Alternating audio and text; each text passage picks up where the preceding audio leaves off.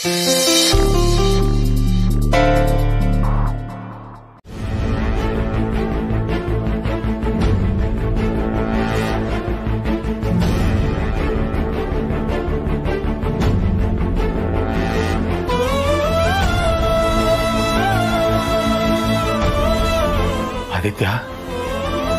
Doctor ಏನ್ ಹೇಳಿದ್ರಪ್ಪ?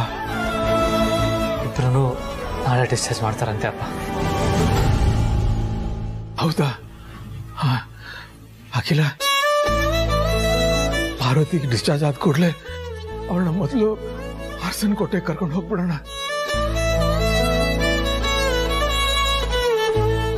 ಈ ಸಮಯದಲ್ಲಿ ಅವಳಿಗೆ ಹೆಚ್ಚಿನ ಆರೈಕೆ, ಹೆಚ್ಚಿನ ಸಾಂತ್ವನದ ಅಗತ್ಯ ಇದೆ. ಎಲ್ಲಕ್ಕಿಂತ ಹೆಚ್ಚಾಗಿ ಅವಳಿಗೆ ನಿನ್ನ ಅಗತ್ಯ ತುಂಬಾ ಇದೆ. ಬೇಡ ಅನ್ಸುತ್ತೆ ಅಪ್ಪ. ಪಾರ್ವತಿ ಇವಾಗಿರೋ ಸ್ಥಿತಿಲಿ ಅಲ್ಲಿಗೆ ಬರೋದು ಬೇಡ ಅಪ್ಪ.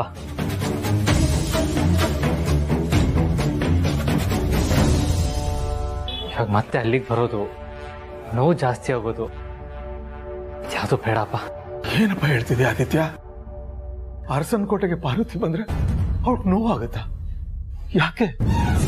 ಅರಸನ್ ಕೋಟೆಯಲ್ಲಿ ಪಾರ್ವತಿಗೆ ನೋವು ಕೊಡೋರು ಯಾರಿದ್ದಾರೆ? ಅಲ್ಲಪ್ಪ ಆದಿತ್ಯ, ಅರಸನ್ ಕೋಟೆಯಲ್ಲಿ ಅಷ್ಟೊಂದು ಜನ ಇದ್ದಾರೆ. ಯಾರಾದ್ರೂ ಒಬ್ರು ಪಾರ್ವತಿ ಜೊತೆ ಇರ್ಬೋದಲ್ವಾ?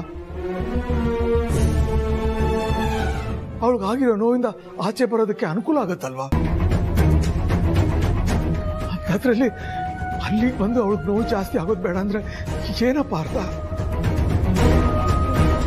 ರಘು, ಎಲ್ಲವನ್ನೂ ಅವರೇ ಬಾಯಿ ಬಿಟ್ಟು ಹೇಳಲಿ ಅಂತ ನಿರೀಕ್ಷೆ ಮಾಡೋದು ತಪ್ಪಾಗತ್ತೆ. ಕೆಲವು ಸೂಕ್ಷ್ಮಗಳನ್ನ ನಾವೇ ಅರ್ಥ ಮಾಡ್ಕೋಬೇಕಾಗತ್ತೆ. ಪಾರ್ವತಿ ಜನನಿ ಇಬ್ಬರಿಗೂ ಒಂದೇ ದಿನ ಹೆರಿಗೆ ಆಗಿದೆ. ಅವರಿಬ್ರು ಗರ್ಭಿಣಿಯರಾಗಿದ್ದಾಗ ತಮ್ಮ ಹೊಟ್ಟೆಲಿರೋ ಮಗು ಬಗ್ಗೆ ಅದೆಷ್ಟು ಕನಸುಗಳನ್ನ ಹೆಣ್ದಿದ್ರು. ಒಟ್ಟಿಗೆ ಕೂತ್ಕೊಂಡು ಅವರಿಬ್ಬರನ್ನು ಬೆಳೆಸೋದಕ್ಕಾಗಿ ಅದೆಷ್ಟು ಸಂಭ್ರಮದಿಂದ ಮಾತಾಡಿದ್ರು, ಅದೆಷ್ಟು ಖುಷಿನ ಶೇರ್ ಮಾಡ್ಕೊಂಡಿದ್ರು. ನಮ್ಮ ಪಾರ್ವತಿ ಮನಸ್ಸಲ್ಲಿ ಅಸೂಯೆ ಅನ್ನೋದಿಲ್ಲ. ಆದ್ರೂ ಅರಸನ ಕೋಟೆನಲ್ಲಿ ಜನನಿ ಮಗುನ ನೋಡ್ತಾ ನೋಡ್ತಾ ಒಂದು ಕ್ಷಣನಾದ್ರೂ ಅಯ್ಯೋ ನನ್ನ ಮಗುನು ಬದುಕಿದ್ದಿದ್ರೆ ಅನ್ನೋ ನೋವು ಅವಳನ್ನ ಕಾಡದೇ ಇರುತ್ತಾ?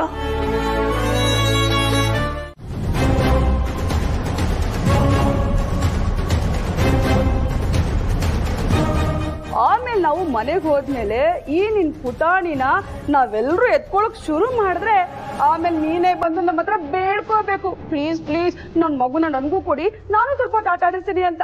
ಹಾಗಾಗತ್ತೆ, ನೋಡ್ತಾ ಇರು.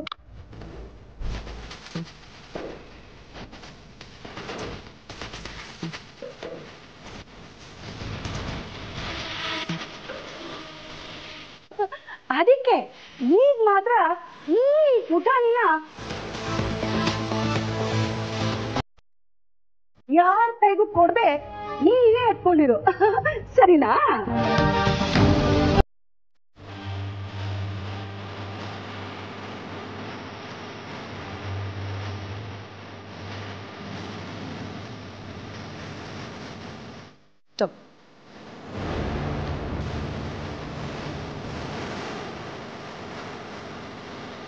ಪಾರ್ವತಿ, ಹೊರಡೋಣಮ್ಮ.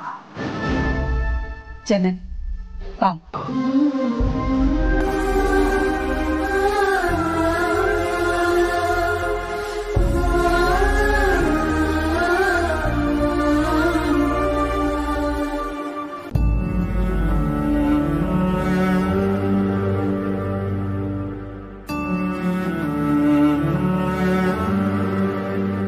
ಪಾರ್ವತಿ, ನೀನು ನಮ್ಮ ಜೊತೆ ಕಾರಲ್ಲಿ ಬಾಮ್ಮ. ಆದಿ ಆಟೋ ತಗೊಂಡು ಬರ್ತಾನೆ.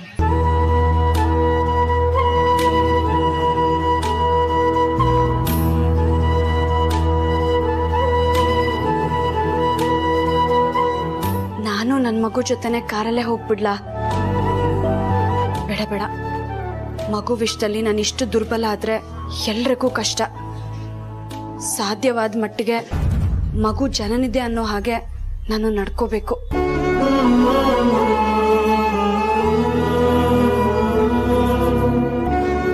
ಯಜಮಾನ್ರೆ,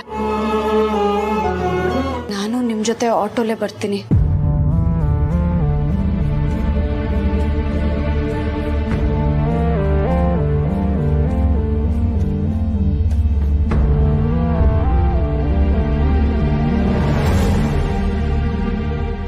ಸರಿಮ್ಮ, ನಿನಗಿಷ್ಟ ಬಂದ ಹಾಗೆ ಮಾಡು.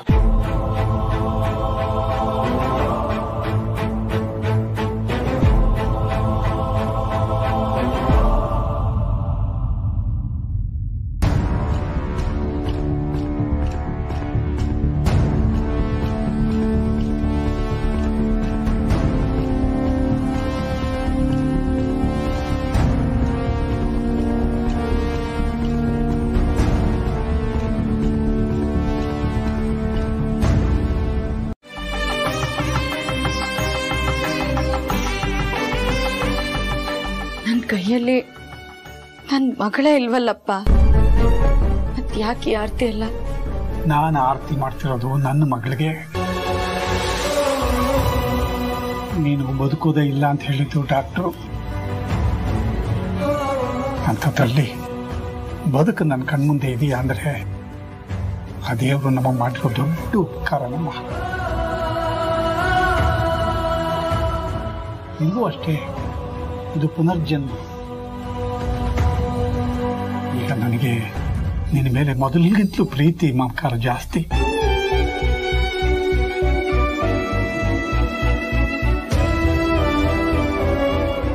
ಅದಕ್ಕೆ ಈ ಆರತಿ.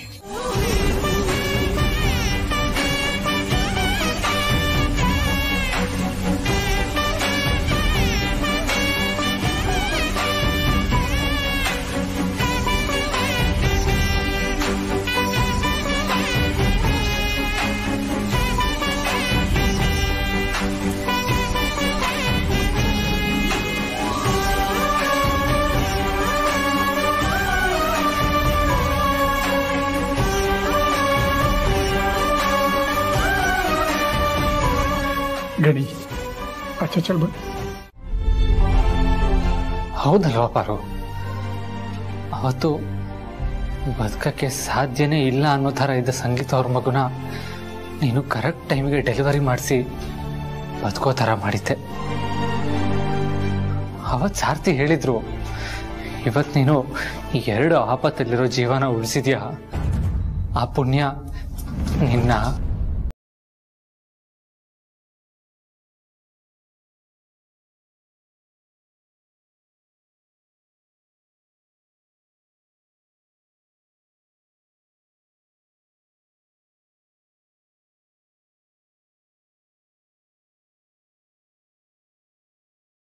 ಎಲ್ಲ ಸೇರಿನ ಹೊಟ್ಟೆಗೆ ಪೆಟ್ಟು ಬಿದ್ರು ನಮ್ ಮಗುನ ಕಾಪಾಡಿದೆ ಯಜಮಾನ್ರೆ.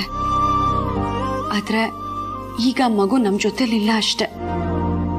ಅದೀಗ ಅರಸನ್ ಕೋಟೆಲಿ ಜನನಿ ಮಗುವಾಗಿ ಬೆಳೀತಾ ಇದೆ.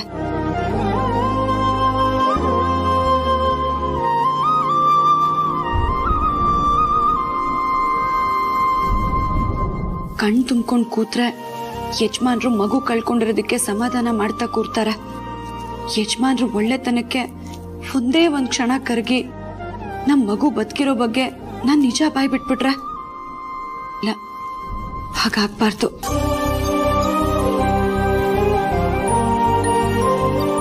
ಯಜಮಾನ್ರೆ, ಹೋಗಿ ಬಟ್ಟೆ ಬದಲಾಯಿಸ್ಕೊಂಡು ಸ್ವಲ್ಪ ಹೊತ್ತು ವಿಶ್ರಾಂತಿ ತಗೊಳ್ಳಿ. ಬೇಡ ಬಾರು, ನಿನಗೆ ಕುಡಿಯೋಕ್ಕೆ ಹಾಲು ಬಿಸಿ ಮಾಡ್ಕೊಂಬರ್ತೀನಿ.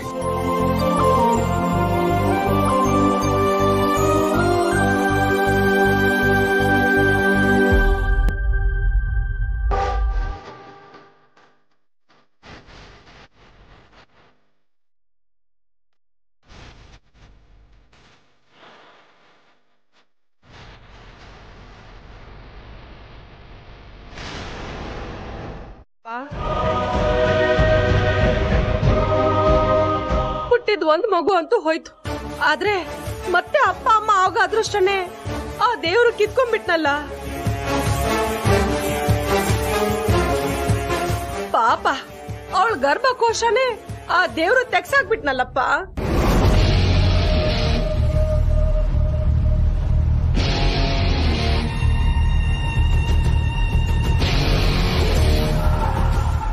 ಪಾರು, ನೀನು ಮಾತನ್ನ ನಂಬೇಡ. ಅವ್ರು ಸುಳ್ಳು ಹೇಳ್ತಾ ಇದ್ದಾರೆ. ನಿನ್ ಗರ್ಭಕೋಶನ ನನ್ ಗರ್ಭಕೋಶ ತೆಗ್ದು ಹಾಕಿದ್ದಾರೆ ಅಂತ ನನಗೂ ಗೊತ್ತು ಯಜಮಾನ್ರೆ.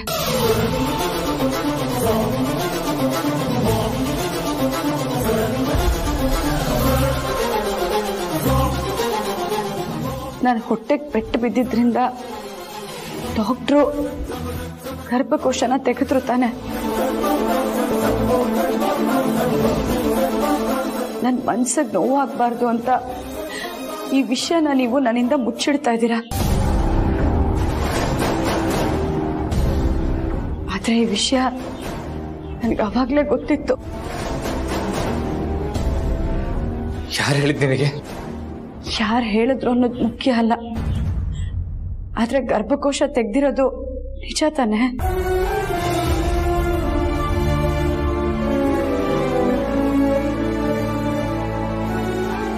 ಅಯ್ಯೋ, ಇದಕ್ಕೆ ನೀನ್ ಯಾಕಪ್ಪ ತಲೆ ತಗ್ಗಿಸ್ಕೊಂಡ್ ನಿಂತಿದ್ಯಾ? ಹಣೆ ಬರಹಕ್ಕೆ ಹೊಣೆ ಯಾರು ಅಂತ ಕೇಳಿಲ್ವಾ? ಎಲ್ಲ ಪಾರ್ವತಿ ಹಣೆ ಬರಹ. ಅವತ್ತೇ ನಾನು ನಿನಗೆ ಹೇಳಿಲ್ವೇ ನಮ್ಮ ಪಾರ್ವತಿ, ನಿನ್ ಕಾಲ್ಗುಣ ಸರಿ ಇಲ್ಲ ಅಂತ. ನಿನ್ ಮಗು ಸತ್ರು ಬರ್ತಂದಲ್ಲೇ ಸಾಯತ್ತೆ ಅಂತಾನೂ ಹೇಳಿದ್ದೆ. ಆದ್ರೆ ಹುಟ್ಟಿದಾಗೆ ಸತ್ತೋಗುತ್ತೆ ಅಂತ ಮಾತ್ರ ಗೊತ್ತಿರ್ಲಿಲ್ಲಮ್ಮ, ಗೊತ್ತಿರ್ಲಿಲ್ಲ.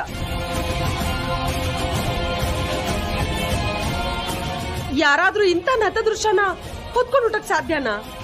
ಹುಟ್ಟಿದ ಹಾಗೆ ಮಗುನ ನುಂಗ್ಕೊಂಡ್ಬಿಟ್ಟಿಯಲ್ಲಮ್ಮ.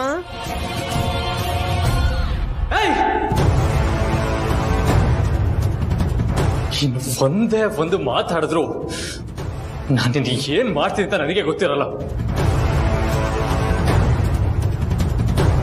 ಇನ್ಯಾವತ್ತಾದ್ರೂ ಈ ಮನೆ ಕಡೆ ಬಂದ್ರೆ ಕತ್ತಿಡ್ದು ಆಚೆ ತಳ್ತೀನಿ. ಹುಷಾರ್, ಗೆಟ್ ಔಟ್. ಹೋಗಿ.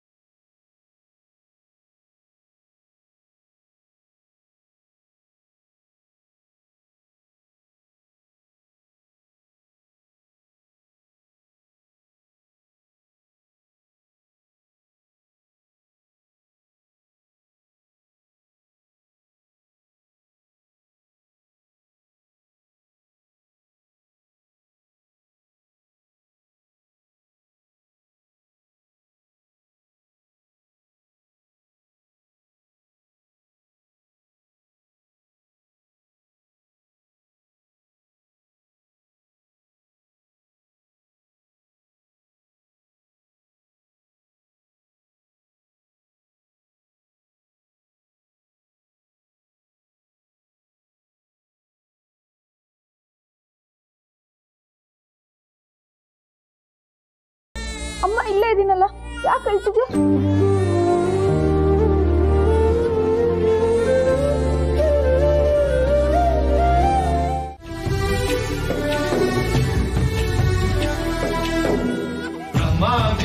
ಶಿವ ಎದೆ ಹಾಲು ಕುಡಿದರೋ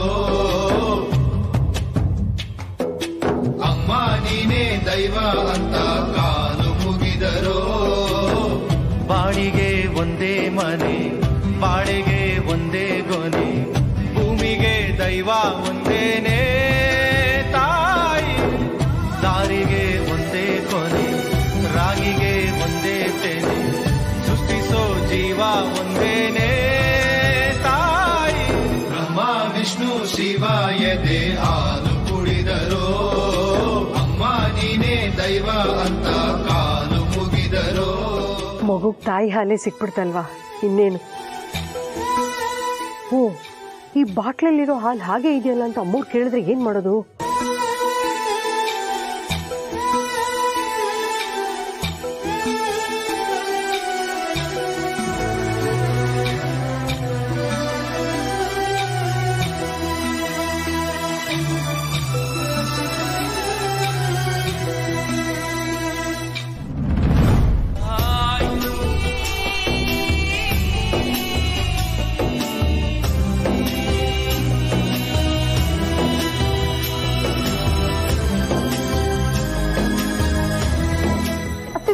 ಮಗು ಅಳು ನಿಲ್ಸ್ತು.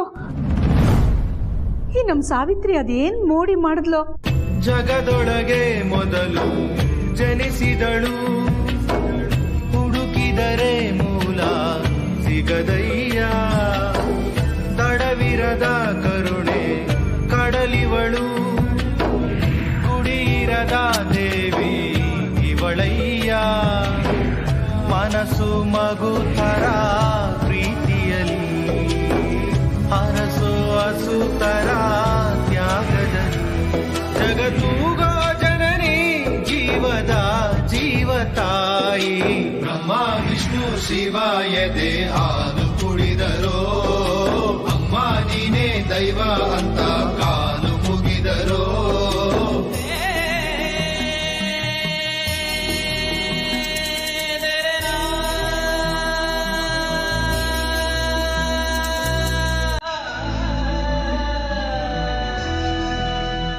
ಸಾವಿತ್ರಿ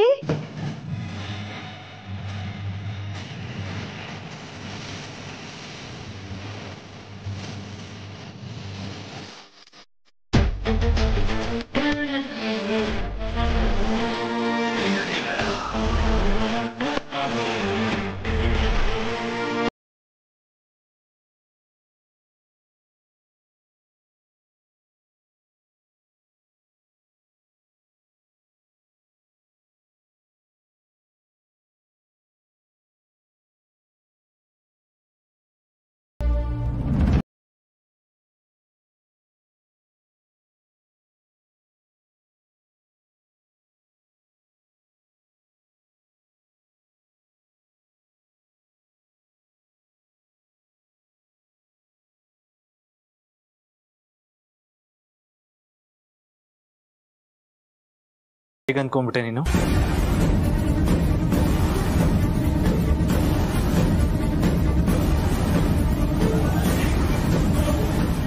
ಯಜಮಾನ್ರೆ ಅದು ಇಷ್ಟೊತ್ತಲ್ಲಿ ಹೊರಗಡೆ ಯಾಕೆ ಬಂದೆ ಪಾರು?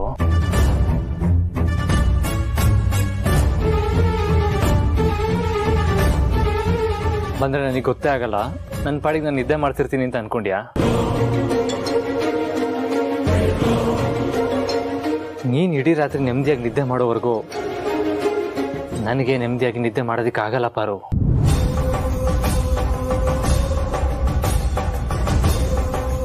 ನೀನ್ ಎದ್ದು ಬಂದ ತಕ್ಷಣ ನನಗೆ ಎಚ್ಚರ ಆಗದೆ ಇರ್ಬೋದು, ಆದ್ರೆ ನೀನ್ ನನ್ನ ಪಕ್ಕ ಇಲ್ಲ ಅಂದ್ರೆ ನನ್ಗದು ಫೀಲ್ ಆಗುತ್ತೆ, ನನಗೆ ಎಚ್ಚರ ಆಗುತ್ತೆ.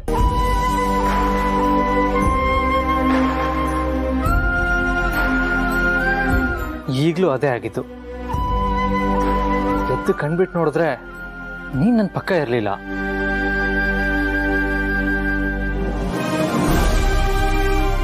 ನನಗೆ ನಮ್ಮ ಮಗು ನೆನಪಾಗಿರ್ಬೋದು, ಅದಕ್ಕೆ ಜನನಿ ಮಗು ನೋಡಿ ಸಮಾಧಾನ ಪಡ್ಕೊಳ್ಳೋಣ ಅಂತ ಬಂದಿರ್ತೀಯ ಅಂತ ಅನ್ಕೊಂಡೆ.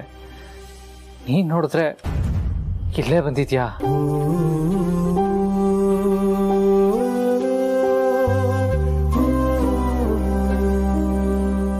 ಅದು ನಮ್ಮ ಮಗು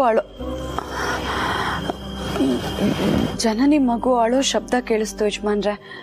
ಅದಕ್ಕೆ ನೋಡ್ಕೊಂಡು ಹೋಗೋಣ ಅಂತ ಬಂದಿದ್ದೆ.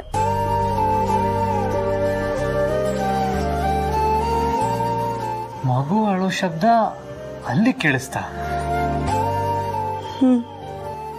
ಆದ್ರೆ ನನಗೆ ಕೇಳಿಸ್ಲೇ ಇಲ್ಲ.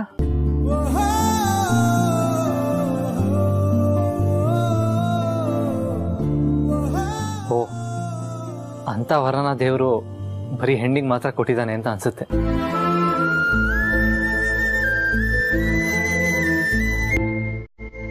ಆದ್ರೆ ಮಗು ಅಳೋದು ನನಗೆ ಇವಾಗಲೂ ಕೇಳಿಸ್ತಾ ಇಲ್ವಲ್ಲ? ಹೌದು ಪಾರು, ದೊಡ್ಡ ಯಜಮಾನರು ಹೇಳೋ ಮಾತನ್ನ ಮನಸ್ಸಿಗೆ ಹಾಕೋ. ನಾವೇನಿದ್ರು ಇಲ್ಲಿ ಬರೋದನ್ನ ಕರೆದಿದ್ದೀವಿ. ಈ ನೀನೇ ಅಲ್ಲಿಗೆ ಹೋದ್ರೆ ಹಂಗಸ್ದೇ ಬಿಡ್ತಾರ?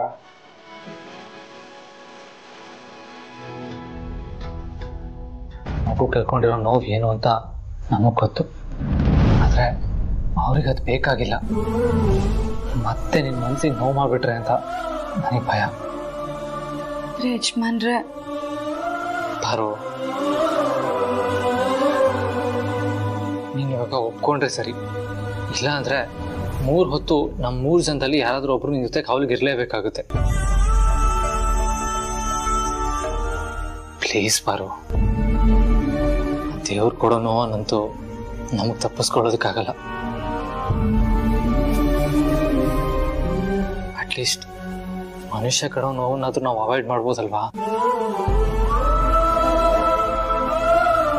ಪ್ಲೀಸ್ ಪಾರು, ನನ್ನ ಕಾಳಜಿ ಆತಂಕನ ಅರ್ಥ ಮಾಡ್ಕೊ. ಸರಿ, ನಾನು ಎಲ್ಲೂ ಹೋಗೋದಿಲ್ಲ.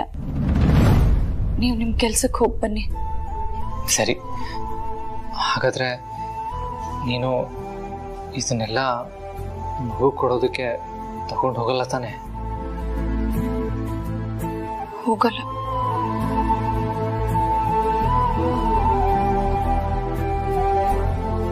ಸರಿ ಪಾರು.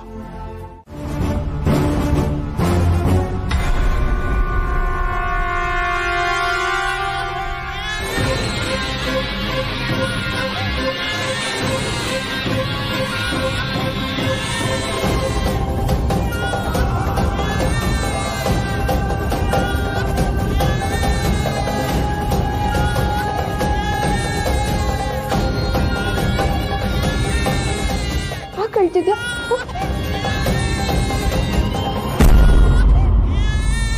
ಇಲ್ಲಿ ಯಾಕಮ್ಮ? ಇಲ್ಲ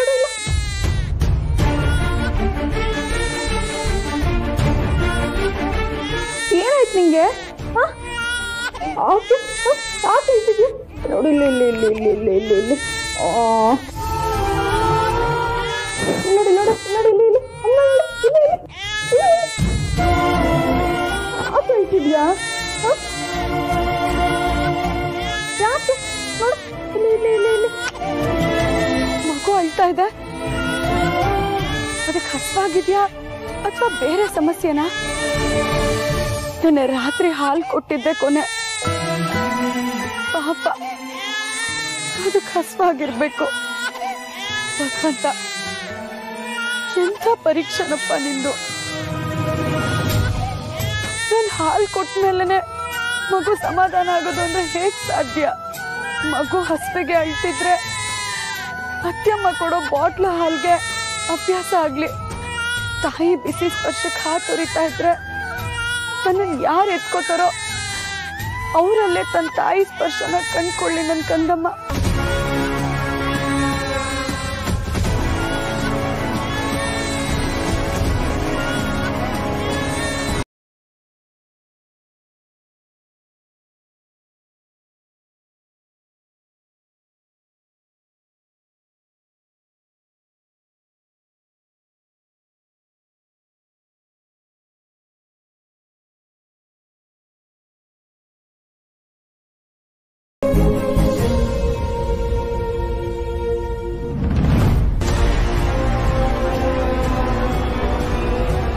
ಜನನಿನ ಮಾತಾಡ್ಸ್ಕೊಂಡು ಮಗುನ್ ನೋಡ್ಕೊಂಡು ಹೋಗೋಣ ಅಂತ ಬಂದೆ ಅತ್ಯಮ್ಮ. ಪಾರ್ವತಿ, ಇದು ನಿನ್ನ ಮನೆನಮ್ಮ. ನಿನ್ನ ಮನೆಗೆ ನೀನ್ ಬರೋದಕ್ಕೆ ಯಾವ ಕಾರಣನೂ ಬೇಕಾಗಿಲ್ಲ. ನೀನಾಗ್ಲಿ ಆದಿ ಆಗ್ಲಿ ಈ ಮನೆಗೆ ಯಾವಾಗ ಬೇಕಾದ್ರೂ ಎಷ್ಟೊತ್ತಿಗೆ ಬೇಕಾದ್ರೂ ಬರ್ಬೋದು. ನೀವು ಬರೋದು ನಮ್ಗೆಲ್ಲ ತುಂಬಾ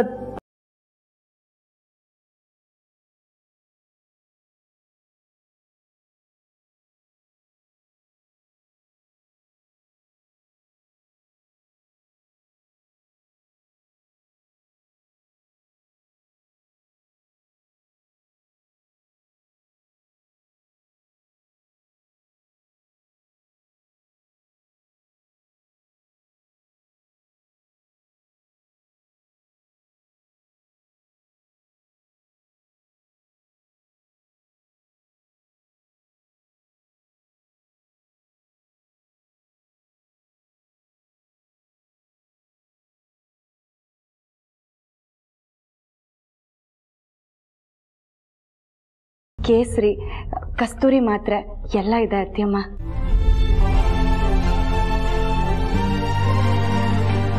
ಮಗು ರಾತ್ರಿ ಸರಿಯಾಗಿ ನಿದ್ದೆ ಮಾಡಲಿಲ್ಲ ಅಂದ್ರೆ ಜಾಕಾಯಿ, ಕೆಂಬಂದ್ರೆ ಜ್ಯೇಷ್ಠ ಮಧು,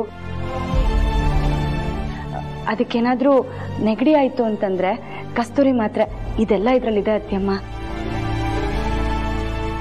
ಈ ತರ ಮಗು ಆರೋಗ್ಯಕ್ಕೆ ಅನುಕೂಲ ಆಗೋ ಎಲ್ಲ ವಸ್ತುಗಳನ್ನೂ ತಂದಿದ್ದೀನಿ ಅತ್ಯಮ್ಮ. ಪಾಪ ಪಾರ್ವತಿ ತನ್ನ ಮಗುಗೋಸ್ಕರ ಅಂತ ಇಷ್ಟೆಲ್ಲ ಸಿದ್ಧ ಮಾಡಿಟ್ಕೊಂಡಿದ್ಲಲ್ಲ. ಮಗು ಬದುಕಿದ್ದಿದ್ರೆ ಎಂಥ ಅದ್ಭುತ ತಾಯಿ ಆಗ್ತಿದ್ಲು ಇವಳು. ಆ ದೇವರು ನಮ್ಮ ಪಾರ್ವತಿಗೆ ಇಂಥ ದೊಡ್ಡ ಅನ್ಯಾಯ ಮಾಡಬಾರ್ದಿತ್ತು.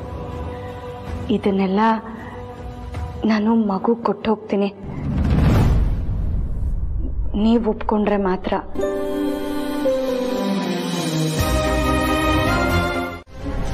ಸಂಧ್ಯಾ, ದೇವ್ರ ದಯೆ, ಆ ಹೆಂಗಸು ಯಾವಾಗ ವಾಪಸ್ ಊರಿಗೆ ಹೋಗ್ತಾರೋ ಅಂತ ಅನ್ಸುತ್ತೆ. ಪಾರು, ನಿನ್ನ ಮಗುನ ನೋಡಕ್ ಬಂದಿದ್ದನ್ನ ದೊಡ್ಡ ಯಜಮಾನ್ರಿಗೆ ಹೇಳ್ಬೇಡಮ್ಮ.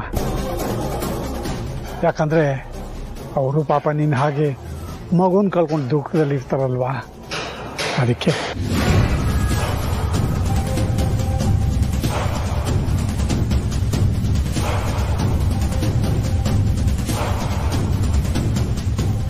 ದೊಡ್ಡ ಯಜಮಾನ್ರು ಕೂಡ ನಿನ್ನಂಗೆ ಇಲ್ಲಿಗೆ ಬಂದು ಮಗುನ ನೋಡಿ ನೋವು ಕಮ್ಮಿ ಮಾಡ್ಕೋಬೋದು. ಆದರೆ ಆ ರತ್ನವೇಣಿ ಇವ್ರ ಮಾತು ದೊಡ್ಡ ಯಜಮಾನ್ರಿಗೆ ಇಷ್ಟ ಆಗಲ್ಲ. ಅದಕ್ಕೆ ಅವ್ರ ಈ ಕಡೆ ತಲೆನೇ ಹಾಕೋದಿಲ್ಲ. ನೀನು ಹಾಗೆ ಇರಲಿ ಅಂತ ನನಗೂ ಮತ್ತು ದೊಡ್ಡ ಯಜಮಾನ್ರಿಗೂ ಅನಿಸುತ್ತಮ್ಮ. ಆದರೂ ನೀನು ಮಗುನ ನೋಡ್ಕೊಂಡು ಬಂದಾಗ ನಿನ್ನ ಮುಖದಲ್ಲಿತ್ತಲ್ಲ ಸಂತೋಷ, ಅದನ್ನು ನೋಡಿ ನನಗೂ ಖುಷಿ ಆಯ್ತಮ್ಮ.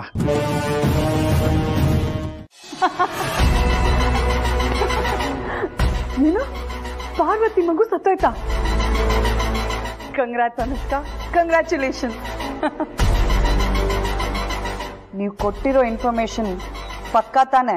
ಹೌದು ಮೇಡಮ್, ಈ ಇನ್ಫಾರ್ಮೇಶನ್ ಪಕ್ಕ. ಅರಸನ್ ಕೋಟೆಯವರ ದೊಡ್ಡ ಸೊಸೆ ಪಾರ್ವತಿಯವರ ಮಗು ಸತ್ತೋಗಿದೆ. ಹಾಗೆ ಚಿಕ್ಕ ಸೊಸೆ ಜನನಿಯವರ ಮಗು ಕೂಡ. ಅದ್ ನನಗೆ ಗೊತ್ತು ಬಿಡು. ಚಿಕ್ಕ ಸೊಸೆ ಜನನಿಯವ್ರ ಮಗು ಕೂಡ ಸತ್ತೋಯ್ತು, ಅಷ್ಟೇ ತಾನೆ? ಇಲ್ಲ ಮೇಡಮ್, ಜನನಿಯವ್ರ ಮಗು ಬದುಕೇ ಇದೆ. ಆಸ್ಪತ್ರೆಯಿಂದ ಡಿಸ್ಚಾರ್ಜ್ ಮಾಡಿ ಕರ್ಕೊಂಡೋದ್ರು.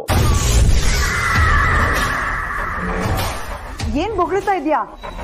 ನಿಜ ಮೇಡಮ್, ನೋಡಿ ಬೇಕಾದ್ರೆ. ಅವ್ರು ಆಸ್ಪತ್ರೆಯಿಂದ ಡಿಸ್ಚಾರ್ಜ್ ಆಗ್ತಿದ್ದಾರೆ. ಅರಸನಕೋಟೆ ಚಿಕ್ಕ ಸೊಸೆ ಮತ್ತು ಮಗ ಹೋಗ್ತಿರೋ ವಿಡಿಯೋ.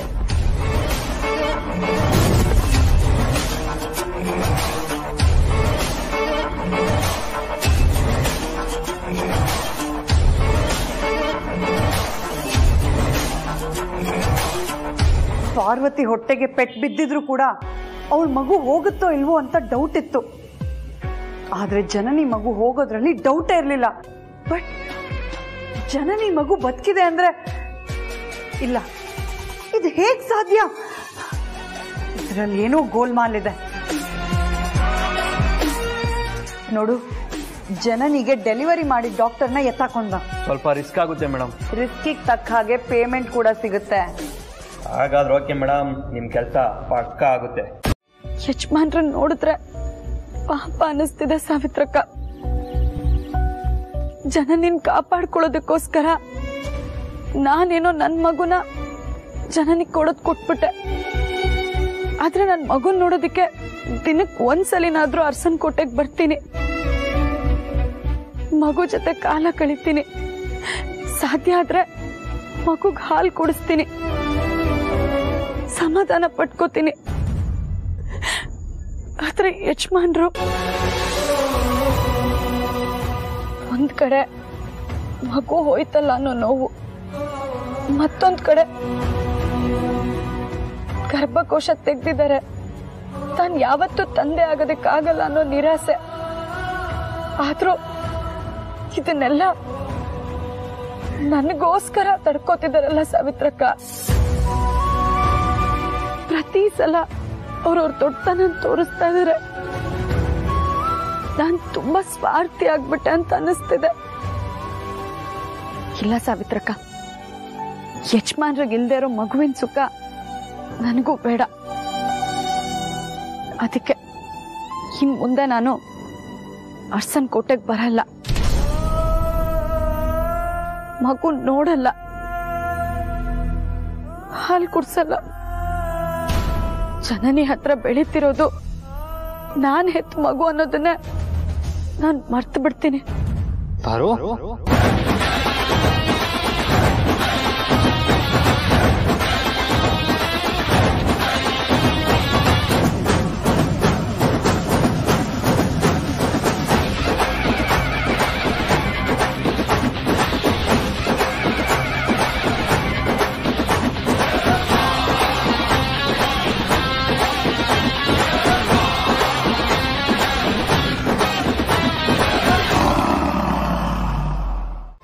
ಆಗ ಪಾರ್ವತಿನೂ ಆ ಮಕ್ಕಳನ್ನ ನೋಡ್ಕೊಂಡು ಆಟ ಆಡ್ಕೊಂಡು ಅವುಗಳ ಬೆಳವಣಿಗೆಯಲ್ಲಿ ಭಾಗವಹಿಸ್ತಾ ತಾನು ಮಗು ಕಳ್ಕೊಂಡು ನೋವಿನಿಂದ ಹೊರಗಡೆ ಬರ್ಬೋದು.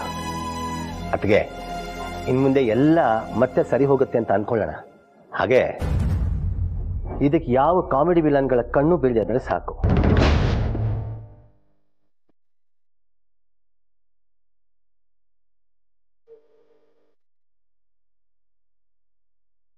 ಮೋಹನ್, ದಾಮಿನಿಗೆ ಮತ್ತೆ ಮತ್ತೆ ಚುಚ್ಚಿ ಮಾತಾಡಬೇಡಿ.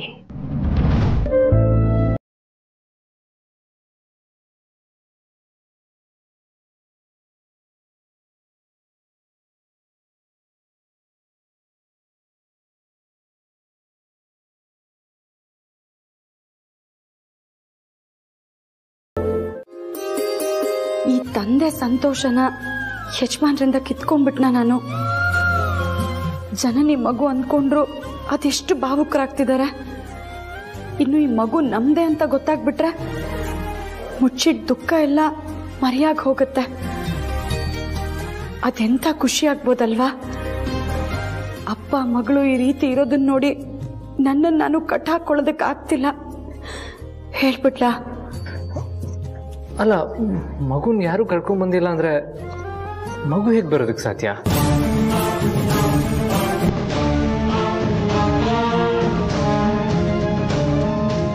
ಮಗುನ ನಾನೇ ಕರ್ಕೊಂಡ್ಬಂದಿದ್ದು.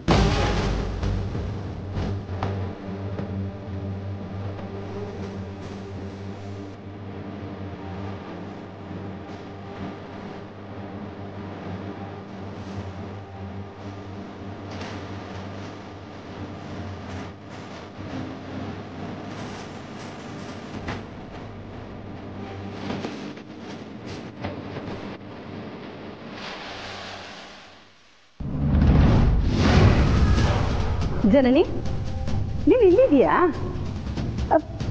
ಮಗು ಎಲ್ಲಮ್ಮ? ನಾನು ನಿನ್ನ ರೂಮ್ಗೆ ಹೋಗಿದ್ದೆ, ಅಲ್ಲಿ ನೀನು ಮಗು ಇಬ್ರು ಇರ್ಲಿಲ್ಲ.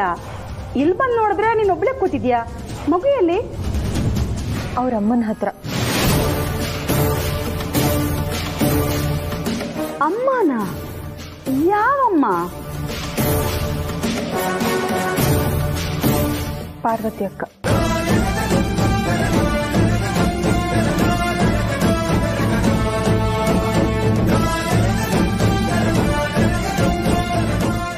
ಏನ್ ಮಾತಾಡ್ತಾ ಇದೆಯಾ ಅನ್ನೋ ಪ್ರಜ್ಞೆನಾದ್ರೂ ನಿನಗಿದೆಯೇನಮ್ಮ? ಪಾರ್ವತಿ ನಿನ್ ಮಗು ತಾಯಿ ಆದ್ರೆ ನೀನ್ ಯಾರು? ನೀನು ಆ ಮಗುನ ಹೆತ್ತೋಳು. ಹೌದು ಚಿಕ್ಕಮ್ಮ. ಆ ಮಗುನ ಹೆತ್ತಿರೋದು ನಾನು. ಆದ್ರೆ ಅದನ್ನ ಸಾಕ್ಬೇಕಾಗಿರೋದು ನಾವಿಬ್ರು. ನನ್ನ ಮಗುಗೆ ಇಬ್ರು ಅಮ್ಮಂದ್ರು, ನಾನು, ನಮ್ಮ ಪಾರ್ವತಿ ಅಕ್ಕ. ಅಕ್ಕ ಅವ್ರ ಮಗುನ ಕಳ್ಕೊಂಡ್ಮೇಲೆ ನನ್ನ ಮಗು ನಮ್ಮಿಬ್ರಿಗೂ ಮಗು ಆಗಿರತ್ತೆ ಅಂತ ನಾನೇ ಅಕ್ಕನ ಹತ್ರ ಹೇಳಿದ್ದೀನಿ.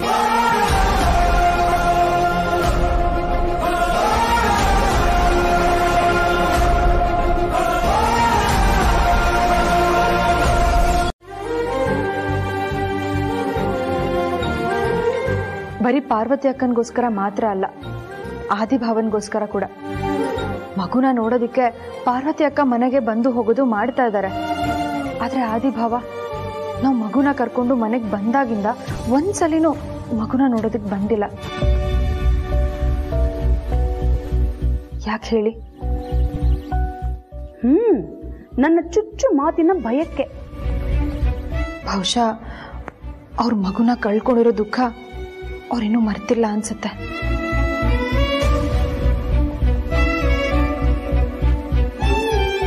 ಹೌದು, ನಮ್ಮ ಸಮಾಧಾನದ ಮಾತುಗಳು ಅವನ ದುಃಖನ ಮರ್ಸಕ್ಕಾಗಲ್ಲ.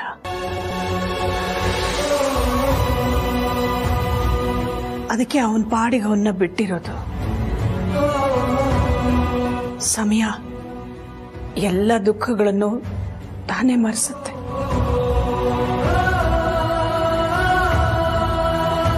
ಈಗ ನಾನು ಮಗುನ ಅಲ್ಲಿ ಕಳ್ಸಿರೋದು ಕೂಡ ಅಕ್ಕ ಭಾವ ಇಬ್ರು ತಮ್ಮ ಮಗುನ ಕಳ್ಕೊಂಡಿರೋ ದುಃಖನ ಮರೀಲಿ ಅಂತಾನೆ ಅತ್ತೆ. ನನ್ನ ಮಗು ಜೊತೆ ಆದಿಭಾವನು ಸ್ವಲ್ಪ ಟೈಮ್ ಸ್ಪೆಂಡ್ ಮಾಡಿ ಅದನ್ನ ಮುದ್ದಾಡಿದ ಮೇಲೆ ಮಗುನ ಕರ್ಕೊಂಡ್ ಬಾ ಅಂತ ಪ್ರೀತಿಗೆ ಹೇಳಿ ಕೊಟ್ಟು ಕಳಿಸ್ದೆ. ಎಂಥ ಒಳ್ಳೆ ಮನಸ್ಸಮ್ಮ ನಿಂದು ಜನನಿ. ನಮ್ಮ ಮನೆತನಕ್ಕೆ ತಕ್ಕ ಸೊಸೆ. ಆ ದೇವ್ರು ನಿನ್ನ ಸದಾ ಚೆನ್ನಾಗಿಟ್ಟಿರ್ಲಿ.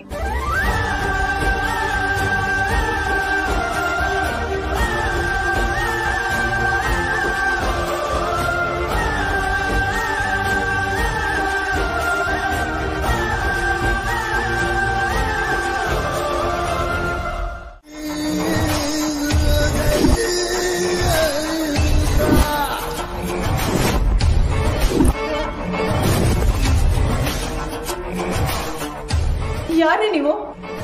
ನನ್ನನ್ನು ಯಾಕೆ ಕಿಡ್ನಾಪ್ ಮಾಡಿದ್ದೀರಾ? ನೋಡಿ, ಮೊದಲು ಕಟ್ಬಿಚ್ಚಿ, ಇಲ್ಲ ಅಂದ್ರೆ ಇದ್ರ ಪರಿಣಾಮ ಸರಿ ಇರಲ್ಲ.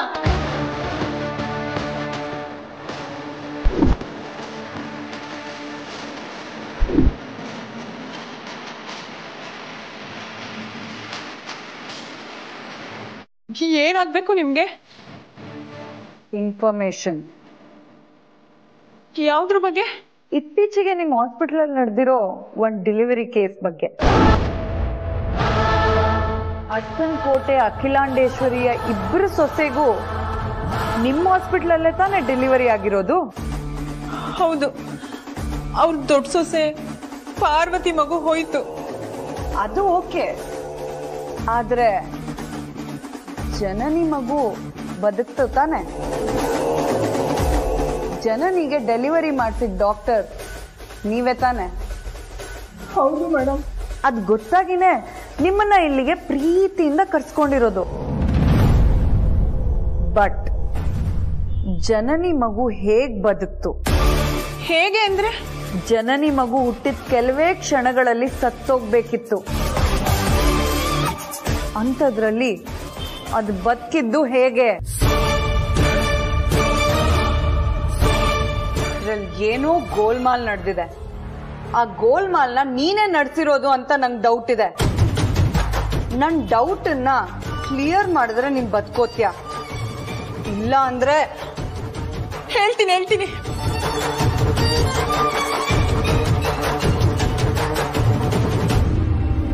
ಹೇಳು.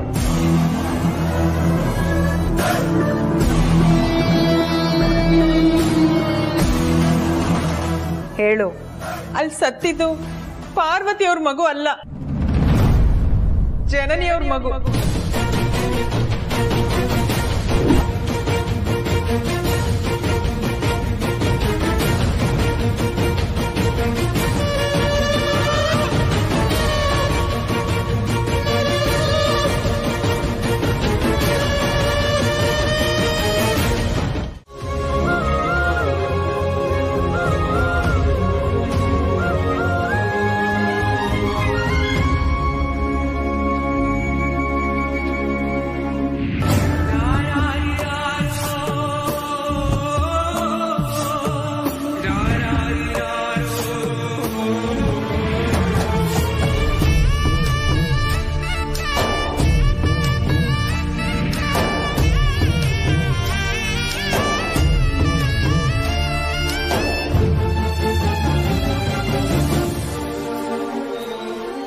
ಒಂದು ಕ್ಷಣ ಅದನ್ನ ನೆನೆಸ್ಕೊಂಡ್ರೆ ಮೈಯೆಲ್ಲ ರೋಮಾಂಚನ ಆಗ್ತಾ ಇದೆಯಲ್ಲ. ಆ ಮಗುನ್ ಎತ್ಕೊಂಡಿದ ತಕ್ಷಣ ಇದು ನನ್ನ ಮಗುನೇನೋ ಅಂತ ಅನ್ನಿಸ್ಬಿಡ್ತು. ಇನ್ನೇನಾದ್ರೂ ನಿಜಕ್ಕೂ ಆ ಮಗು ನಂದೇ ಆಗಿದ್ದಿದ್ರೆ ಎಂತ ಅದ್ಭುತವಾದ ಅನುಭವ ಆಗ್ಬೋದು. ನನಗೆ ಹೀಗಾಗಿರ್ತಿರ್ಬೇಕಾದ್ರೆ ಪಾರ್ವತಿಗೆ ಆ ಮಗುನ ನೋಡ್ಬೇಕು, ಅದನ್ನ ಎತ್ಕೋಬೇಕು, ಅದನ್ನ ಮುದ್ದಾಡ್ಬೇಕು ಅಂತ ಅನ್ಸೋದ್ರಲ್ಲಿ ಯಾವ ತಪ್ಪು ಇಲ್ಲ. ಆದ್ರೂ ಆ ರತ್ನವೇಣಿ ನಮ್ಮ ಅರಸನ್ ಕೋಟೆಯಿಂದ ಆಚೆ ಹೋಗೋವರೆಗೂ ನಾನು ಪಾರ್ವತಿನ ಕಂಟ್ರೋಲ್ ಮಾಡಲೇಬೇಕು. ಇಲ್ಲೋ ನಾನು ಪ್ರೀತು ಮಗು ಬಗ್ಗೆ ಇಷ್ಟೊಂದು ಫೀಲ್ ಮಾಡ್ಕೊಳ್ತಾ ಇರೋದು ಯಾವುದೇ ಕಾರಣಕ್ಕೂ ಪಾರ್ವತಿಗೆ ಗೊತ್ತಾಗಬಾರ್ದು. ಅವಕ್ಕೇನಾದ್ರೂ ಗೊತ್ತಾದ್ರೆ ನನಗೆ ಮಗುನ ಎತ್ಕೊಡೋ ಶಕ್ತಿ ಇಲ್ವಲ್ಲ ಅಂತ ಕೊರಗಕ್ಕೆ ಶುರು ಮಾಡ್ತಾಳೆ.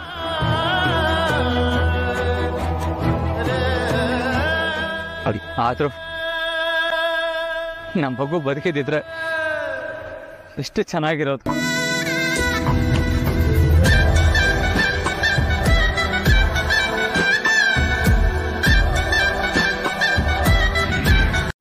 ಮಗುಗ್ ಹಾಲು ಕೊಟ್ಟಿಲ್ವಲ್ಲ, ಅದಕ್ಕೆ ಹಾಗಾಗ್ತಾ ಇದೆ. ಇಲ್ಲಿ ನೋಡಿದ್ರೆ ನೀನ್ ಹೆತ್ತಿರೋ ಮಗು ಹಾಲಿಲ್ದೆ ಹಸುನಿಂದ ಒದ್ದಾಡ್ತಾ ಇದೆ. ನೀನ್ ನೋಡಿದ್ರೆ ಅಲ್ಲಿ ಅಯ್ಯೋ ಎಂತ ಪರಿಸ್ಥಿತಿ ತಂದ ಭಗವಂತ. ಚೀಚೆ, ಭಗವಂತನ ಯಾಕೆ ಬೈಲಿ? ಇದು ನಿನ್ನ ಕೈಯಾರೆ ನೀನೇ ತಂದ್ಕೊಂಡಿರೋ ಪರಿಸ್ಥಿತಿ. ಏನು ನನ್ನ ಮಗು ಹಾಲಿಂದ ಒತ್ತಾಡ್ತಾ ಇದೆಯಾ? ಸಾವಿತ್ರಕ್ಕ, ನಾನು ಈಗಲೇ ಅಲ್ಲಿಗೆ ಬರ್ತೀನಿ, ನನ್ನ ಮಗುಗೆ ಹಾಲು ಕುಡಿಸ್ತೀನಿ. ಹೇಗೆ? ಇದು ರಾತ್ರಿ ಅಲ್ಲ, ಕತ್ಲಲ್ಲಿ ಮರೆ ಮಾಡ್ಕೊಂಡು ಮಗುಗೆ ಹಾಲು ಕುಡ್ಸಕ್ಕೆ. ಅದೆಲ್ಲ ನನಗೆ ಗೊತ್ತಿಲ್ಲ ಸಾವಿತ್ರಕ್ಕ. ನಾನೀಗ ನನ್ನ ಮಗುಗೆ ಹಾಲು ಕುಡಿಸ್ಬೇಕಷ್ಟೆ. ನನಗೆ ಸಹಾಯ ಮಾಡು. ಸರಿ, ಯಾರಿಗೂ ಡೌಟ್ ಬರದೇ ಇರೋ ತರ ಮಗುನ ಆಚೆ ಕರ್ಕೊಂಡ್ ಬರ್ತೀನಿ, ಬೇಗ ಬಾ. ಸರಿ.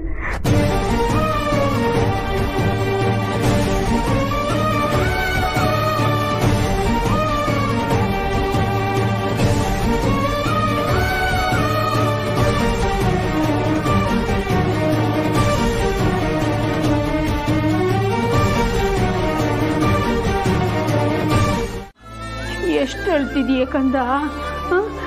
ತುಂಬಾ ಹಸುವಾಗ್ತಿದೀಯಾ? ಸಾವಿತ್ರಿ, ಆಯ್ತಾ? ತಗೊಂಡ್ ಬಾ. ಬಂದೆ ಅಮ್ಮೋರೆ. ಕೊಡು, ಬೇಗ ಕೊಡು.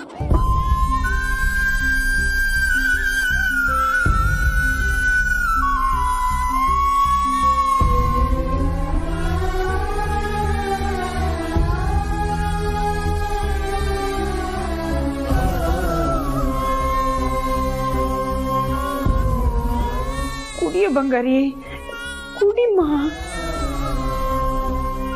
ಬಾಯಿ ತೆಗಿತಾ ಇಲ್ಲ. ನಿನ್ಗೆ ಹಾಲು ಕುಡ್ಸೋಕೆ ನಿಮ್ಮಮ್ಮ ಬರ್ತಿದ್ದಾಳೆ ಕಣೆ ಪುಟ್ಟಿ. ಈ ಹಾಲು ಕುಡಿಬೇಡ ಕಣೋ. ಕುಡಿಯಮ್ಮ, ಕುಡಿ ಬಂಗಾರಿ.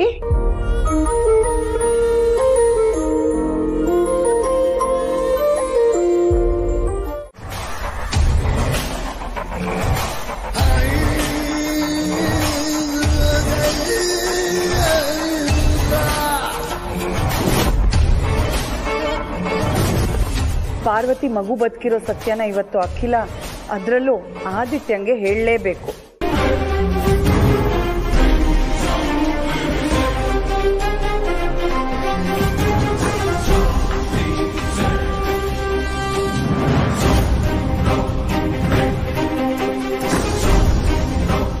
ಈ ಸೆಕ್ಯೂರಿಟಿ ನನ್ನನ್ನು ಅನುಷ್ಕಾ ಆಗಿನೂ ನೋಡಿದಾನೆ.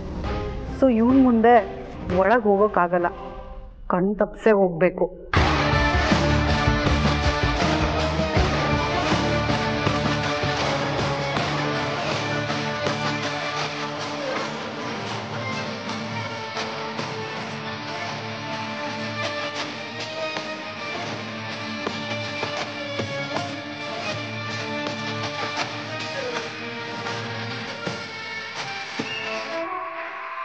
ಆದಿಗೆ ಅರಸನ್ ಕೋಟೆಯಲ್ಲಿ ಬೆಳೀತಿರೋದು ನಿಂದೆ ಮಗು ಅಂತ ಫೋನ್ ಮಾಡಿನೂ ಹೇಳ್ಬೋದು, ಆದ್ರೆ ಅವನ್ ನಂಬಲ್ಲ.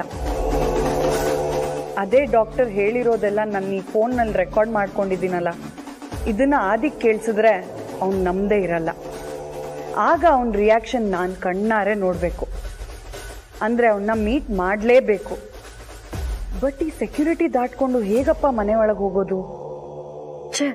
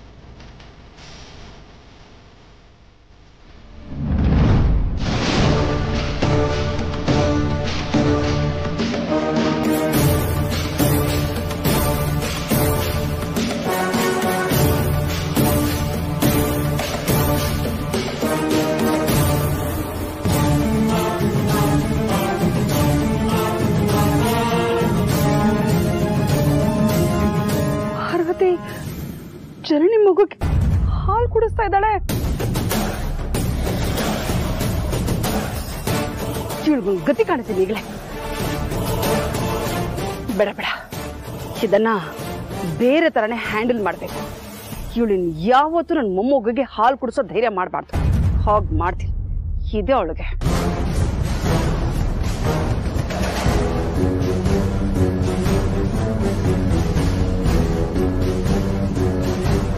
ರತ್ನವೇಣಿ ಈ ಸೀನ್ನ ತನ್ನ ಕಣ್ಣಾರೆ ನೋಡಿದಾಳೆ. ಅವಳೇ ನನ್ನ ಕೆಲಸನ ಇನ್ನೂ ಸುಲಭ ಮಾಡ್ತಾಳೆ. ನಾನು ಸುಮ್ಮನೆ ನಿಂತು ಎಂಜಾಯ್ ಮಾಡ್ತೀನಿ.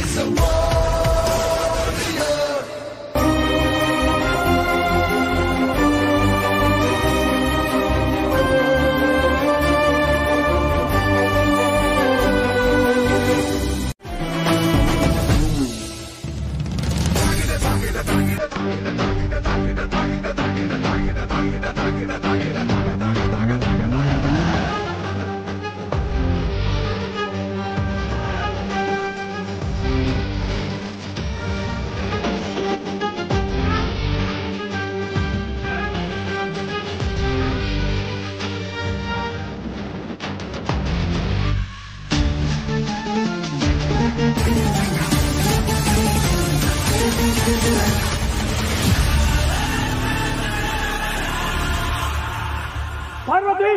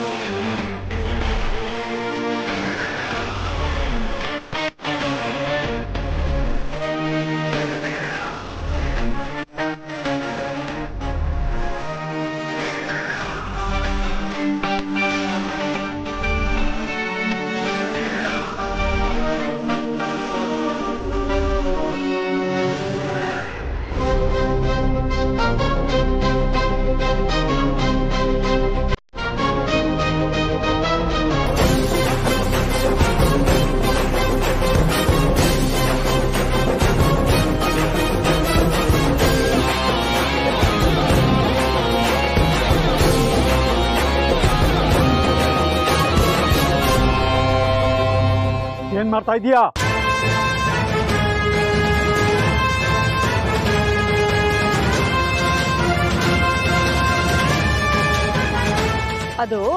ನಮ್ ಜನನಿ ಮಗುಗೆ ಹಾಲು ಕೊಡ್ತಾ ಇದ್ಲು ಅಲ್ವೇನಮ್ಮ?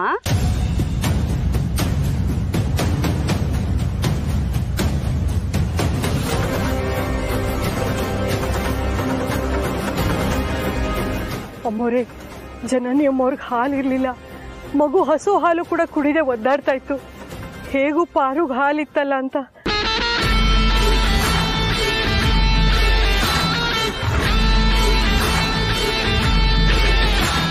ಅಂದ್ರೆ ಮಗುಗೆ ಎದೆ ಹಾಲಾದ್ರೂ ಸಿಗುತ್ತೆ ಅಂತ ಪಾರ್ವತಿನ ನಾನೇ ಬಂದು ಹಾಲು ಉಣಿಸ್ಬಿಟ್ಟು ಹೋಗಮ್ಮ ಅಂತ ನಾನೇ ಬಲವಂತ ಮಾಡಿ ಕರೆಸಿದೆ ಅಮ್ಮವ್ರೆ.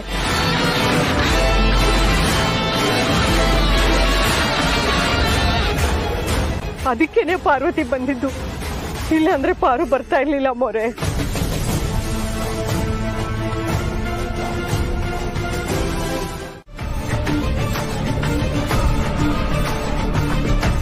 ಅದಕ್ಕೆ ಇದನ್ನೆಲ್ಲ ನೋಡಿ ಪಾರ್ವತಿ ಮೇಲೆ ಅನುಕಂಪ ತೋರಿಸ್ಬೇಕು ಇಲ್ಲ ಕೋಪ ಮಾಡ್ಕೋಬೇಕು, ನನಗಂತೂ ಒಂದು ಗೊತ್ತಾಗ್ತಾ ಇಲ್ಲ. ಇದಕ್ಕೆ ನೀವೇ ಏನಾದ್ರೂ ಒಂದು ತೀರ್ಮಾನ ಮಾಡಿ.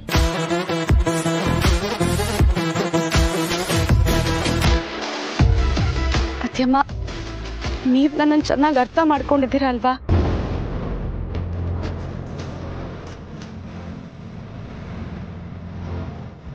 ನನ್ನಿಂದ ಯಾರಿಗೂ ಅನ್ಯಾಯ ಆಗಲ್ಲ ಅಂತ ನಿಮಗ್ ಚೆನ್ನಾಗಿ ಗೊತ್ತು ತಾನೆ. ನಾನು ಹೀಗ್ ಮಾಡ್ದೆ ಅಂತಂದ್ರೆ ಅದ್ರ ಹಿಂದೆ ಒಂದ್ ಒಳ್ಳೆ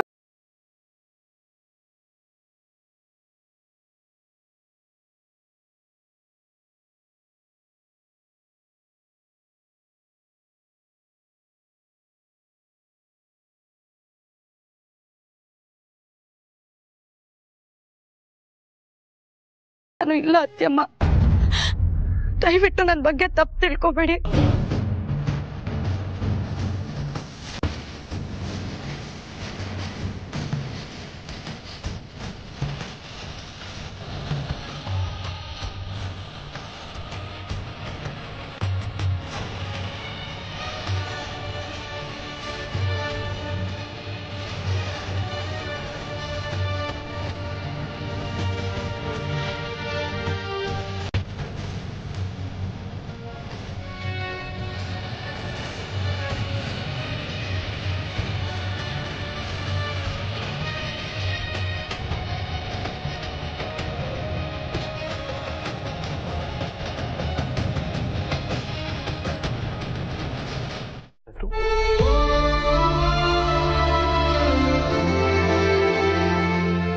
ಸಾರ್ಥಿ, ಯಾಕೋ ನಮ್ಮ ಮಗು ಹೋಗ್ಬಿಡ್ತು ಅಂತ ಹೇಳೋದಕ್ಕೆ ಮನಸ್ಸೇ ಆಗಲಿಲ್ಲ ಸಾರ್ಥಿ. ಅದಕ್ಕೆ ಹಾಗೆ ಬಂದ್ಬಿಟ್ಟೆ. ಮಗು ಭವಿಷ್ಯ ಚೆನ್ನಾಗಿರ್ಬೇಕು ಅಂತ ಪಾರು ಸಂಗೀತ ಅವ್ರ ಮನೇಲಿ ಕೆಲ್ಸಕ್ಕೆ ಸೇರ್ಕೊಂಡಿತ್ತು. ಪಾರುಗೆ ಮಗುಗೆ ಯಾವ ತೊಂದರೆನೂ ಆಗಬಾರ್ದು, ಅವಳ ಹೆರಿಗೆ ಟೈಮಲ್ಲಿ ಅವಳು ಕೆಲಸ ಬಿಡಿಸ್ಬೇಕು ಅಂತ ನಾನು ಇನ್ನೊಂದು ಆಟೋ ತಗೊಂಡಿದ್ದು. ಇವತ್ತು ನಮ್ಮ ಹತ್ರ 2 ಆಟೋ ಇದೆ. ತಕ್ಕಮಟ್ಟಿಗೆ ಕೈಯಲ್ಲಿ ದುಡ್ಡು ಓಡಾಡ್ತಾ ಇದೆ.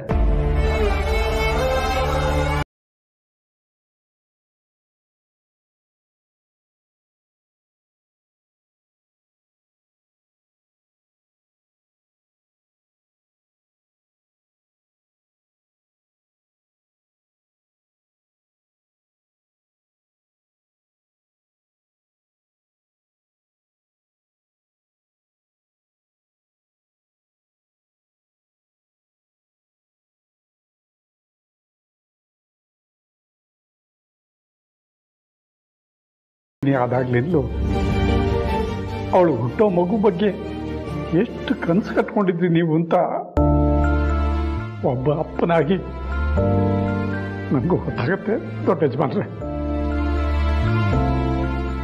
ಮಗು ಹೋದಾಗ್ಲಿಂದಲೂ ನನಗೂ ಇದೇ ಪ್ರಶ್ನೆ ಕಾಡ್ತಾ ಇದೆ, ಭಗವಂತ ನಿಮಗೆ ಯಾಕಿಂತ ಅನ್ಯಾಯ ಮಾಡ್ದ ಅಂತ. ಆದರೆ ಉತ್ತರ ಮಾತ್ರ ಸಿಗ್ತಾ ಇಲ್ಲ.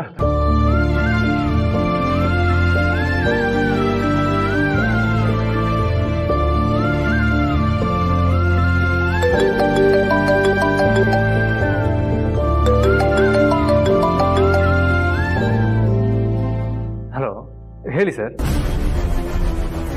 ಹೌದಾ, ನಾನು ಈಗಲೇ ಬರ್ತೀನಿ ಸರ್. ಸಾತಿ, ನಾನು ಚೂರು ಆಚೆ ಹೋಗ್ಬಿಡ್ತೀನಿ. ಪಾರ್ವತಿ ಜೋಪಾನ. ಯಾರ್ದು ದೊಡ್ಡ ಯಜಮಾನ್ರೆ ಫೋನು? ಇಷ್ಟೊಂದು ಆತರದಲ್ಲಿದ್ದೀರಾ, ಇಷ್ಟೊಂದು ಕೋಪವಾಗಿದ್ದೀರಾ? ಪೊಲೀಸ್ ಸ್ಟೇಷನಿಂದ ಕಾಲ್ ಬಂದಿತ್ತು. ಅನುಷ್ಕಾನ ಪತ್ತೆ ಮಾಡೋದಕ್ಕೆ ನಾನು ಕಂಪ್ಲೇಂಟ್ ಕೊಟ್ಟಿದ್ದೆ. ಇವಾಗ ಅವಳ ಮನೇನ ಪತ್ತೆ ಮಾಡಿದಾರಂತೆ. ಆದರೆ ಅವಳನ್ನ ನಂಬೋದಕ್ಕಾಗಲ್ಲ. ಅದಕ್ಕೆ ನಾನು ಹೋಗ್ತಾ ಇದ್ದೀನಿ ಸರ್ತಿ. ಕೈಯಾರ ಅವಳನ್ನ ಹಿಡಿದು ಪೊಲೀಸರು ಕೊಡ್ತೀನಿ.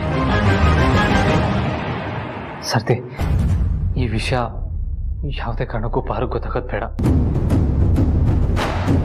ಈಗಾಗಲೇ ಮಗುನ ಕಳ್ಕೊಂಡಿರೋದೆ ಅವಳಿಗೆ ಮರೆಯೋಕ್ಕಾಗದಿರುವಂಥ ನೋವು. ಮತ್ತೆ ಮತ್ತೆ ಮಗು ಸಾವಿನ ಕಾರಣ ಅವಳು ನೆನಪಿಸೋದು ಅವಳ ಆರೋಗ್ಯ ದೃಷ್ಟಿಯಲ್ಲಿ ಒಳ್ಳೆಯದಲ್ಲ. ನಾನು ಹೋಗಿ ಬರ್ತೀನಿ ಸರ್ತಿ.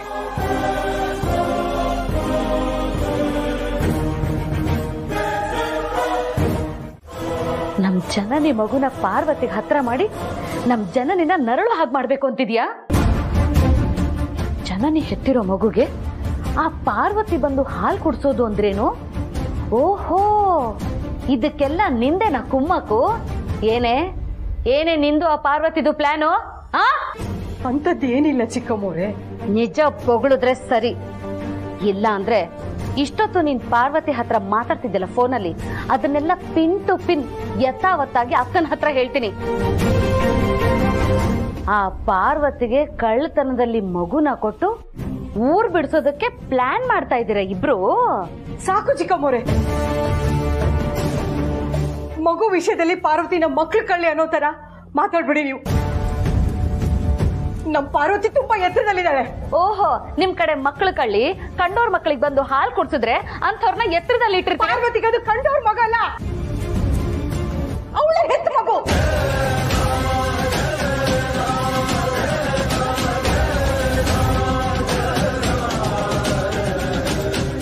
ಅದನ್ನ ಕಳ್ತಲ್ದಲ್ಲಿ ತಗೊಂಡು ಊರ್ ಬಿಡೋ ಅಗತ್ಯ ಯಾಕೆ ಬರುತ್ತೆ ಅವಳಿಗೆ?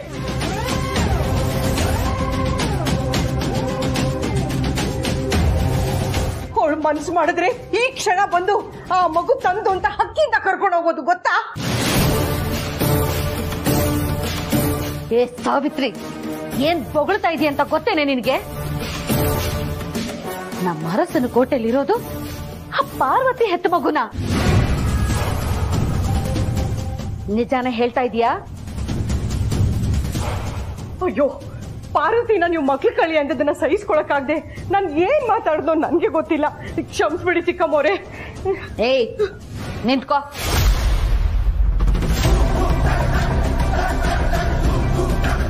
ನನ್ನ ಹತ್ರನೇ ಈ ಕಣ್ಣ ಮುಚ್ಚಾಲೆ ಆಟನಾ? ನಿಜ ಹೇಳಿದ್ರೆ ಸರಿ, ಇಲ್ಲ ಅಂದ್ರೆ ನೀನು ಪಾರ್ವತಿ ಹತ್ರ ಫೋನಲ್ಲಿ ಮಾತಾಡಿದ್ದು, ಇಷ್ಟೊತ್ತು ನನ್ನ ಹತ್ರ ಹೇಳಿದ್ದು, ಇದನ್ನೆಲ್ಲ ನಾನು ಅಕ್ಕನ ಹತ್ರ ಹೇಳ್ಬೇಕಾಗತ್ತೆ.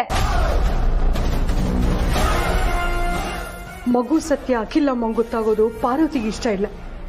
ಈಗ ಹೆಂಗೂ ಇವರಿಗೆ ಅರ್ಧಂಬರ್ಧ ವಿಷಯ ಗೊತ್ತಾಗಿದೆ. ಇವ್ರಿಗೆ ಪೂರ್ತಿ ವಿಷಯ ಹೇಳಿ ಕೈಕಾಲು ಹಿಡ್ಕೊಳ್ಳೋದೇ ಒಳ್ಳೇದು. ಬೊಗಳ್ತೀಯ ಅಲ್ವಾ? ಹೇಳ್ತೀನಿ ಚಿಕ್ಕಮ್ಮೋರೆ. ಈಗ ನೀವೆಲ್ಲರೂ ಜನನಿ ಮಗು ಅನ್ಕೊಂಡಿರೋದು ಪಾರ್ವತಿ ಮಗು.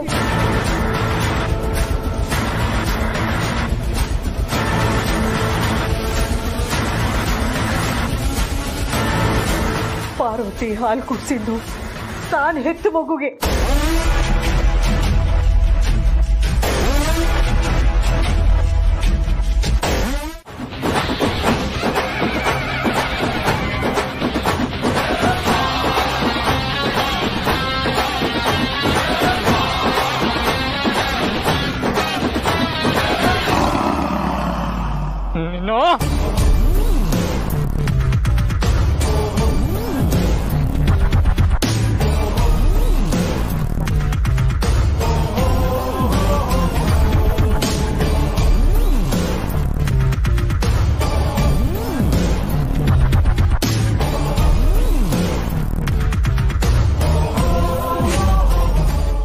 ನಮ್ಮ ಅರಸನ ಕೋಟೆಗೆ ಎಷ್ಟೊಂದು ತೊಂದರೆ ದ್ರೋಹ ಆಗಿದೆ.